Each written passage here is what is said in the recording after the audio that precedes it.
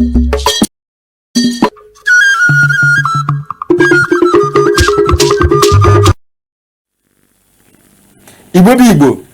mmanụ wee na-asị unu nnọọ n'ụzọ pụrụ iche na Maazị Okeke TV. Aha m bụ Maazị Okeke. Ebe ọ bụla isi achọ ife afọ ya eli, ị nọ na mba Nigeria, ị nọ na mba China, ị nọ na mba Enugu steeti, unu Igbo niile, ebe ọ bụla unu nọ, ana m asị unu gbuo n'aka nne, unu egbu na mma, unu gbuo n'aka ekpe, unu egbu na mma. Wee na-asị gị nke onye chiri nya zee. Na-atụfughị oge, ana m anabata unu n'ụzọ pụrụ iche n'oge emume asụsụ na omenala Igbo. N'ụbọchị nke taata, ọkwanụ inu ka m buru wee bịa. Unu echefukwana na inu bụ mmanụ nri ndị Igbo ji eri okwu wee na-achọkwa n'okwu mma. Ya bụ nwanne m, tụọ ntị n'ala, maka na onye tụọ ntị n'ala ọnụlugori agbụsị. Ọkwa na ya kpatara ndị be anyị ji kwuo na onye mgbatụrụ nna ya n'isi na-eji ite ọna were akụta okpu, nke pụtara na mmadụ na-eji ihe mere onye ọzọ wee mụrụ akọ maọbụ mara ife ọzọ dịka ibie.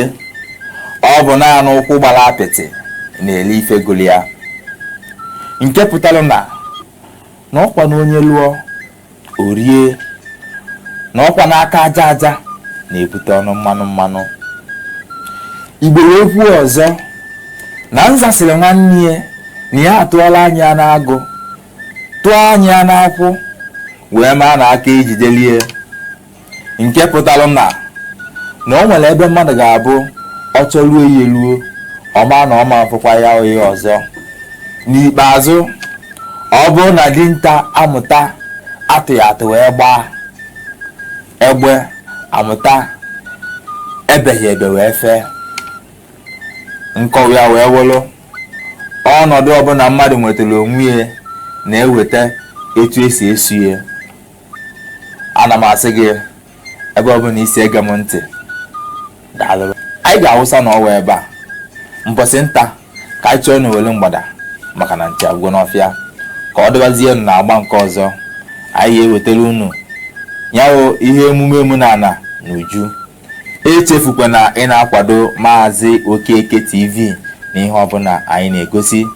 Ka warụpụ na ikesara ihe onyonyo a, like, comment and share. Ndị be anyị, ekene m unu, kene na-emelu unu ife, kene ndị unu na-emelu ife. Mbọsị nta ka anyị chọọ n'owere mgbada, maka na nche agwụ n'ọfịa. Ka ọ dị na-agba nke ọzọ, aha m ka bụkwa Maazị Okeke, Udobe Igbo ji eme ọnụ. Ka emesịa nụ.